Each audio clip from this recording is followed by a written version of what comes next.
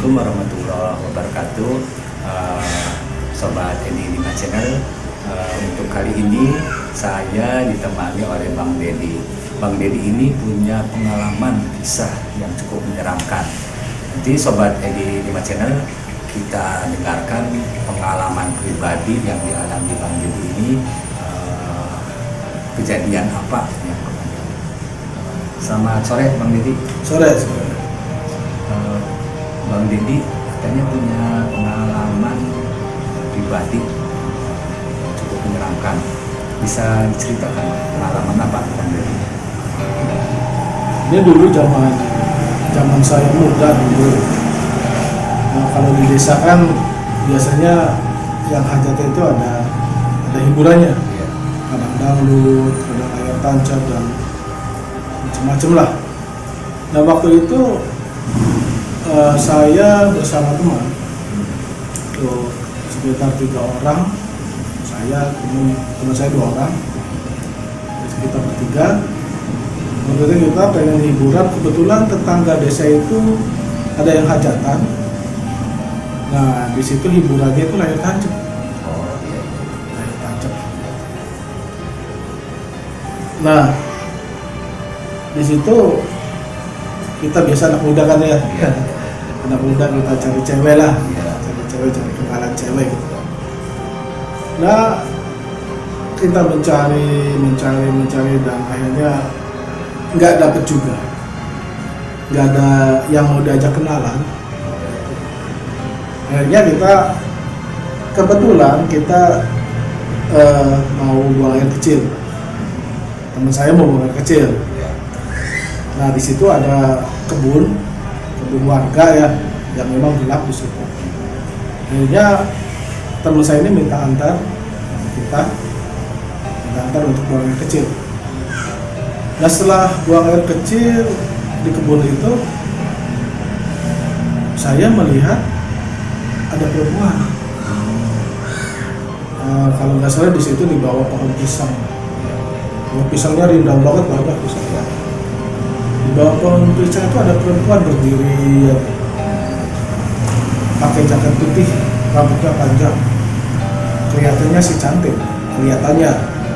Tapi waktu itu mukanya ditutup sama rambut itu nutup muka, tapi nggak semua, nggak jelas. Akhirnya saya sama teman sepakat untuk menghampiri cewek itu, ngajak kenalan. Kan tujuannya kan mau cari cewek. kita sampai lari ke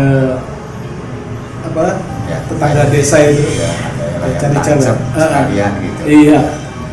Nah si cewek itu awalnya kita ajak kenalan, dia tidak menjawab, cuma dia ketawanya itu Tiap ditanya cuma ketawanya gitu.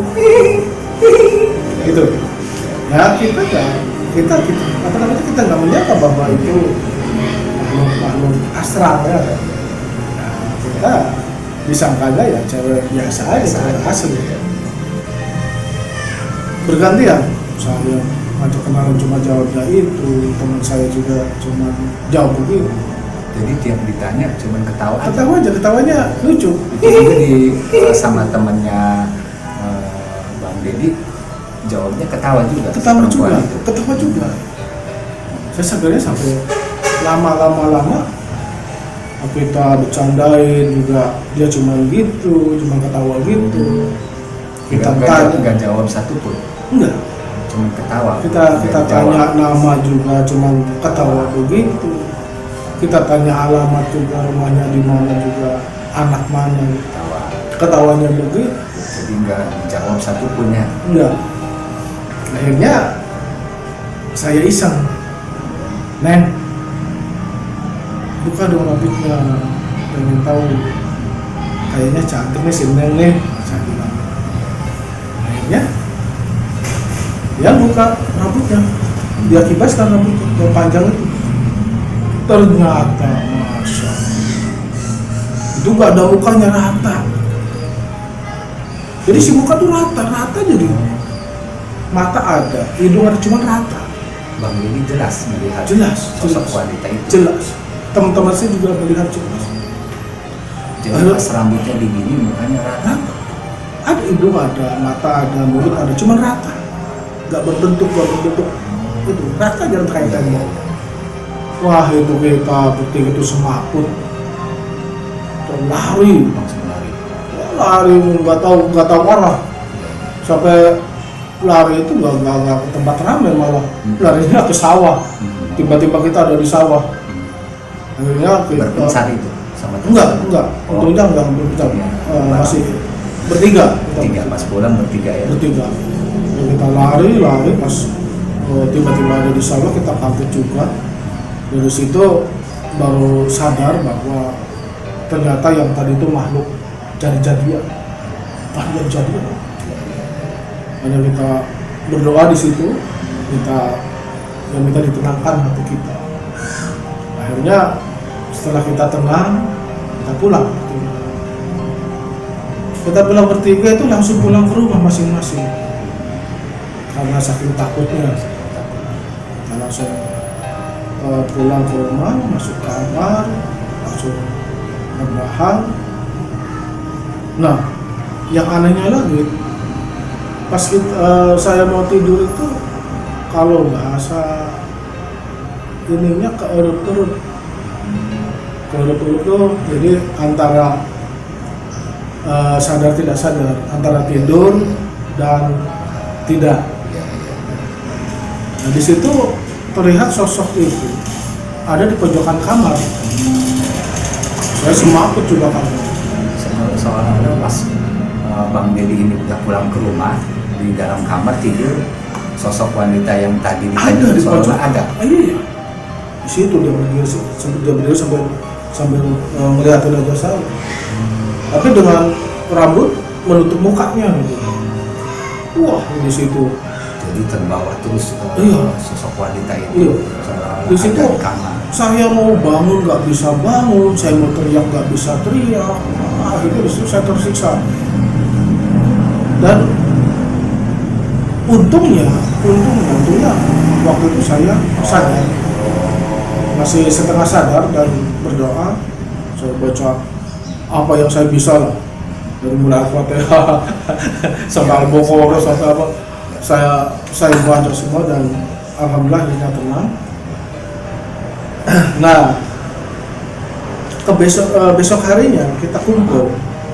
Jadi yang teman saya yang berdua itu kita kumpul ngobrol di pos ronda, kita ngobrol pengalaman tadi malam. Ternyata temen yang saya dua ini juga ngalami seperti itu sampai datang ke kamar. Jadi bertiga ini diikuti terus sampai ke kamar. Jadi yang dialami temannya Bang Dedi juga sama. Sama. Seperti Sama tuh, iya, sama. Ada di pojokan kamar juga. mungkin sosok wanita yang diajak kenalan itu ngikut gitu. Bisa jadi. Akhirnya kita sepakat ya, waktu itu kita sepakat untuk pergi ke orang pintar. Kita pergi ke orang pintar, ternyata kata orang pintar memang ngikutin kita. Si makhluk itu memang ngikutin kita. Dan orang pintar itu berkata bahwa kalau tidak dinetralkan, ini bahaya. Saya dan teman-teman bisa kebawa ke alamnya. Wah, semaput lagi saya, takut bagaimana caranya. Dan akhirnya disarankan sama orang pintar, disarankan saya mengadakan ritual. Saya dan teman-teman mengadakan ritual. Ya, kita sepakat dan kita patungan, kita mengadakan ritual waktu itu. Kita harus beli macam-macam lah, beli kembang tujuh rupa, beli yang paling mahal itu kalau kepala kambing. Harus ada kepala kambing itu. Kita turutin aja. Yang penting kita nggak ketakutan lagi, kita sembuh yang penting itu. Bebas dari gangguan. Iya. Nah, setelah kita mengadakan ritual waktu itu kan malam hari ritual. Ada mendiang, ada tujuh rupa, ada kepala kambing, dan kita mengadakan ritual itu di pinggir sungai. di pinggir sungai. Itu memang tempatnya angker. Yang menurut orang Pintar itu memang tempatnya di sungai itu. Makhluk tersebut istananya atau rumahnya itu di situ. Hanya kita mengadakan ritual di situ, dan dilalahnya si orang Pintar itu pamit ke kita dan buang air kecil. Akhirnya si orang Pintar itu nggak tahu kemana, buang air kecil. Kita di situ bertiga. Yang lebih menakutkan lagi waktu itu, ternyata begitu saya nengok ke belakang, di belakang saya berjejer makhluk asal. Ada yang tua, ada yang muda, berjejer banyak sekali. Wah, kita akhirnya kaget dan cepat. Bang Dedi melihat ke belakang ada makhluk asal begitu. Maksudnya melihat sendiri makhluk berbentuk apa? Ya bentuknya sih manusia. Manusia. Cuman dengan wajah yang tidak jelas. Tubuh dan wajah tidak jelas. Bentuknya manusia. Bentuknya manusia. Seolah-olah cuma berdiri di belakang. Berdiri di belakang saya. Berjejer. Banyak kayak orang sekampung. Wah, akhirnya kita bertiga itu semaput dari takut lagi. Kita lari. Yang kasihan teman saya sampai terperosok. Kebetulan kan ada sungai kecil di sawah itu ya. Pas ini sungai, sebelah sininya kan sawah. Lari ke sini, di situ ada kali kecil. Akhirnya teman saya terperosok dan sampai mukanya berdarah-darah. Kasihan juga. Kalau saya sama teman yang satunya enggak, alhamdulillah berhasil melintasi jembatan bambu itu. Ini kan jembatannya bambu. Berhasil melintasi itu dan kita lari sekencang-kencangnya. Dan si teman saya itu terperosok ke situ, orang minta tolong, dia tolong. Saya juga sampai bingung juga mau nolongin gimana, nggak nolongin gimana. Akhirnya kita berdua, udah tolongin aja lah, apa kata nanti. Akhirnya saya nolongin teman, kita angkat ke atas, kita bawa lari lagi. Ternyata mukanya itu nggak tahu kena batu, nggak tahu kena apa, kena cadas mungkin ya. Itu berdarah di sini, bukan di ada yang sobek. Akhirnya saya bawa ke puskesmas, dijahit, dan begitu. Setelah kejadian itu, terus besok harinya gimana? Masih diganggu tidak? Nah, setelah kejadian itu siangnya saya ke rumah Pak Pintar itu. Saya nanya kenapa ditinggalin. Justru orang Pintar itu mengatakan, saya nggak meninggalin kalian. Saya cuma buang air kecil sebentar, ke situ kalian udah nggak ada. Bilangnya begitu. Bahkan orang Pintar itu menyalahkan kita karena kita lari. Padahal katanya kalau diem aja situ nggak apa-apa, cuma diem aja. Karena mungkin merasa takut pas lihat ke belakang Iya dong. sosok makhluk astral gitu. Iya tuh siapa orangnya yang nggak takut, pasti takut semua kalau kejadian gitu. Jadi seolah-olah banyak orang di belakang tapi nggak tahu rupanya seperti apa mukanya. Iya, Jelas. itu nggak jelas semua. Hanya sempat sampai lari bertiga. Akhirnya si orang itu bilang begitu, balas menyalahkan kita karena kita lari. Katanya kalau tidak lari juga sebenarnya nggak apa-apa, justru itu mereka cuma mau kenal aja. Ya, mereka cuma mau kenal. Saya bilang, siapa yang mau kenalan sama mereka? Saya nggak mau kenalan sama mereka, ngapain?